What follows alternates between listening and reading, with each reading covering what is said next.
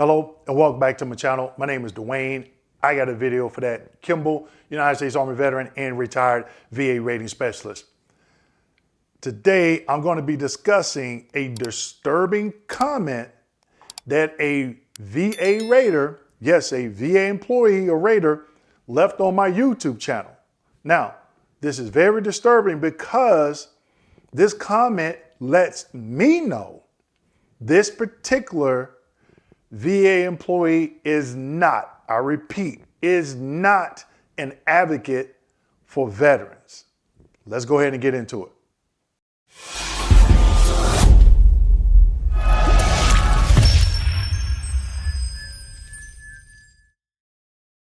Today's video is being sponsored by the Ridge Wallet. My friends over at Ridge sent me this wallet a few weeks ago, and I've been using it ever since, and now I fell in love with it. Unlike my old wallet, you can see the comparison, and the Ridge Wallet is not bulky at all. It can hold up to 12 credit cards. It has a cool money strap on the back, and this wallet is very doable. You go out to the website and you can choose from many designs. I chose the carbon fiber. But not only do they have wallets, they have rings, they have luggage, key cases, phone cases, and pins. You can click the link below, and when you check out, use the code YouTube10. Yes, YouTube10. Ridge has over 100,000 5-star reviews. If you're not fully satisfied with this wallet, you can return it within 99 days and get a full refund.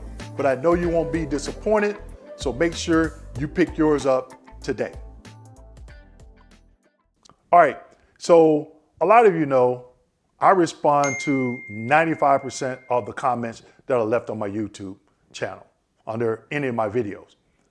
A VA employee, a rater, at least they say they are a rater, left a very disturbing, yes, disturbing comment about veterans, about you, about veterans submitting fake DBQs.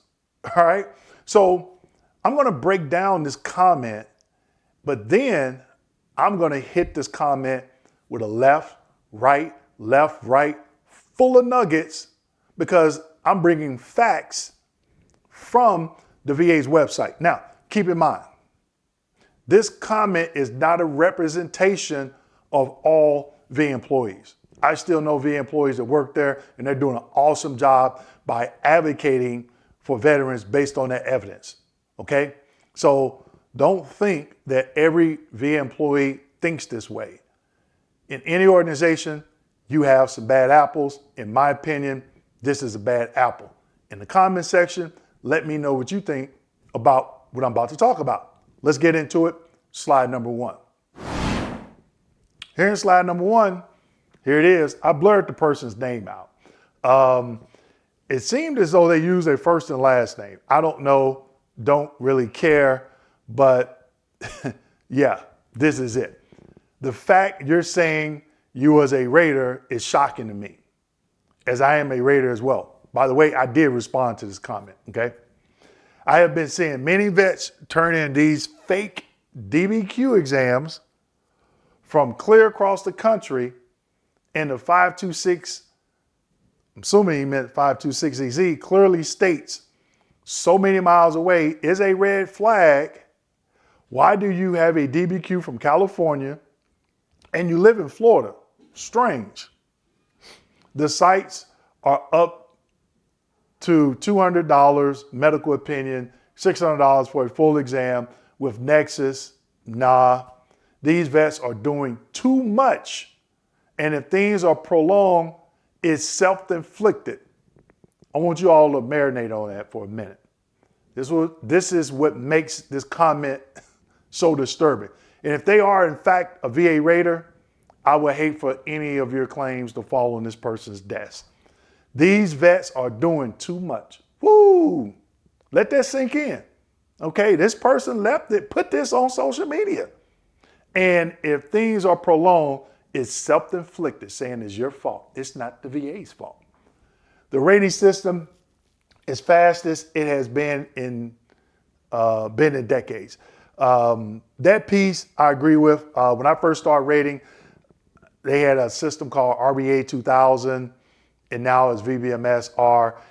Back then, it was all paper, and you had to do a lot of typing as a VA rater. That's the only thing I agree with in this ridiculous comment. And he or she should not even be rating claims, okay? But we about to drop some nuggets because this person thinks that we as veterans are not educated on this process.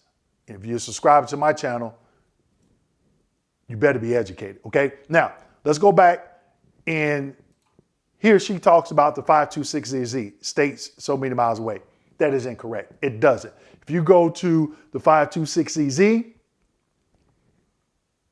and do a search for the word examination, it comes up 11 times, and it has nothing. It doesn't state anything about 100 many miles away. Okay?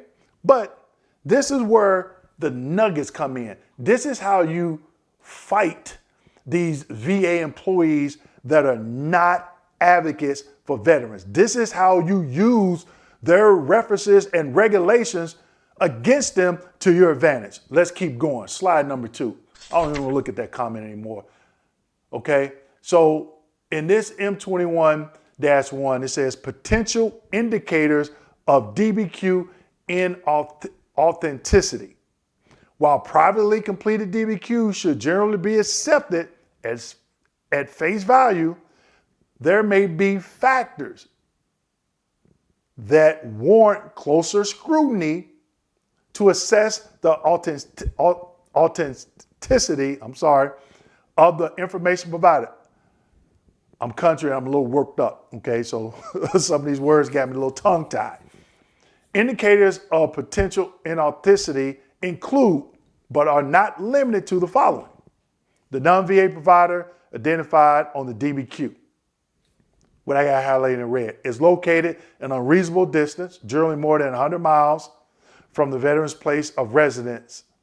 I will fight that all day, because if you go, a lot of the third-party CMP examiners, they're sending veterans to, it's over an hour away, which is over 100 miles away. So why is it good for them, but you can't see a doctor that's over 100 miles away? You could be in a remote area, anything, okay? The provider reported regularly seeing the veteran as a patient and or that the examination was completed in person. All right. They're not using common sense here, okay? So we already know the comment that was left, and this is the M21 reference that talks about this. But going back to that comment, that VA employee that's clearly not an advocate for veterans, and I'm going to say that a lot during this video, stated, oh, your doctor's in California, you live in Florida. You can do a telemental exam. You could have lived in California at one point in time, moved to Florida, been treated by a psychiatrist in California for years, and you didn't want to get a new one here. Okay? Now, if it's medical, we all know that certain DBQs have to be done in person, range of motion. So if you could be traveling for your job back and forth to LA, San Diego from Florida. And so while you're out there, you're going to say, hey, I'm going to see my examiner. I had a buddy of mine, lives in Missouri, but is a truck driver. Used to live in Memphis. So his home base of his company was in Memphis. So every time he would go to Memphis to, do business, he would see his medical doctor. Okay, so it's not unheard of. I don't know why some of these VA employees do not use common sense. Let's keep going. Slide number 3. Okay, now this is the second part of this M21 manual reference. It was kind of long, and I still didn't copy all of it. But right here in red, it says the distance between the non-VA provider's location and the veteran's place of residence should not be considered as an indicator of potential inauthenticity as described above if the veteran lives in a remote area, such as driving more than 100 miles to see a healthcare provider would not be considered unreasonable. Okay, so you see how that VA employee twisted this M21 manual reference to fit that narrative not to be an advocate for you, okay? Or regularly or periodically travels more than 100 miles to see the particular healthcare provider for a specific reason. For example, to receive specialized treatment at a cancer center research hospital. I'm gonna give y'all something. I had braces years ago, okay? I had just moved, I was living in Cape Girardeau, Missouri, and I transferred or moved to Chicago. And I was like, man, I'm gonna have to fly back and forth to my orthodontist. So for the first 3 months before I bought my house, I was I was going back and forth. I was flying back and forth from Chicago to St. Louis, and then have to drive 2 hours south to Cape Girardeau, Missouri. And I would always schedule an appointment to get my braces adjusted. Okay. But then once I purchased my house, I still went back a couple of months. After that, then I'm like, okay, I'm not going back every month. So I just found a dentist locally, but that was months of treatment. Okay. It's not unheard of. Moving right along, slide number 4. Okay. Attitude of the rating officer. So if this VA employee was or is in fact a rater, they just violated this 38 CFR because they're telling you in that comment they're not advocates. Okay, you heard them say, wow, I can't believe it. These vets are doing too much. Okay, so that statement in itself violates this regulation. Okay, rating officers must not allow their personal feelings to intrude. There it is. There it is. Okay? Black and white. Let's keep going. Slide number 5. Evaluation of evidence. Okay? So there's a lot of M21 manual references, 38 CFRs about weighing evidence and stuff like that. But one thing that I just wanted to bring up at the top that I have highlighted in bold, it's expected to be appropriately critical of the evidence, okay? And to make credibility determinations when credibility is raised by the available evidence. What I have highlighted there in red. Decision makers must not adopt or express an adversarial position towards a claimant or beneficiary, okay? So if you think about what they wrote, these vets, talking about us, these vets are doing too much. And if things are prolonged, it's self-inflicted. So, okay, not only did they violate 38 CFR 4.23, attitude of the raters on the previous slide I showed you, in the reference it's telling them not to express or adopt or express an adversarial position. That comment, these vets are doing too much, that's exactly what they did. Let's keep going. Slide number 6. Decision making is a non-adversarial system.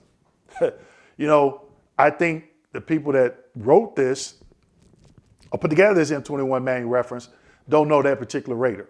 All right. An adversarial system involves advocates representing contrary positions before an impartial decision maker. Decision makers are expected to be impartial, okay, liberally apply VA's pro-veteran policies, procedures, and regulations in accordance with any applicable VA guidance. Okay, I apologize for all the slides, but what I wanted to do was bring your attention to that particular comment. Leave a comment to me and let me know if you think this particular VA rater is an advocate for veterans. So I showed you the comment and I did respond to it. okay? And as it pertains to them saying veterans are doing too much, they talked about the 526EZ, but they didn't talk about anything else. They didn't take the time to show the guidance, the M21 manual references, the 38 CFRs that I just showed that they're supposed to follow. They don't want to do that. They're going to ignore that because they're saying you do too much. This should piss you off to holy you know what.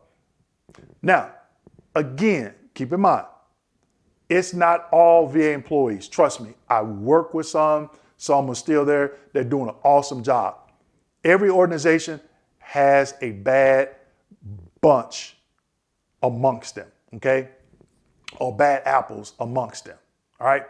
This is something that I've been talking about since last year. VA employees rejecting DBQ. So obviously this VA employee is telling you they're not going to use it because they're not using common sense. They're not thinking, oh, this veteran is over here in California, the examiner is in California, they're in Florida. They could be doing telehealth. During COVID, guess what I was doing? Teledoc. They able to call prescriptions in. All of that, so going in person or going over 100 miles is not always unreasonable. At least in my opinion, it's not. But it's clear that this particular VA employee showed their true colors, okay? So that is another reason why you need to make sure when it comes to your evidence, all your I's are dotted, your T's are crossed, and you are educated on this process. Know the M21-1 and the 38 CFR, because if your claim lands on a VA employee that has this type of attitude, you know what regulations and references that you can use to help you fight back. So with that being said, make sure you like, subscribe, hit that notification button, and as always, share this video with your fellow veteran. Thank you.